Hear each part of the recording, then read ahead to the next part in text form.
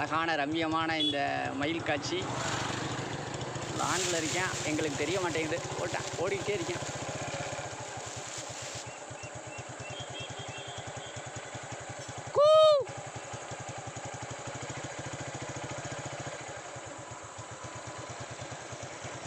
இன்றைய சேர்ச்சிலே அழகான மயில் என்று போட்டோம். இன்றைய நேரத்திலே கசனம்பட்டி மௌன நிர்வாணசாமி ஆலயத்திலே சென்று வரும்போதே இந்த முருகன் காட்சி, கண்கொள்ளா காட்சி. அவ்வளோ தூரத்தை நான் போய் எடுக்க முடியாது வீடியோ, உங்களுக்காக கவரேஜ் எடுத்திருக்கேன். ஐயோ போயிட்டேன்.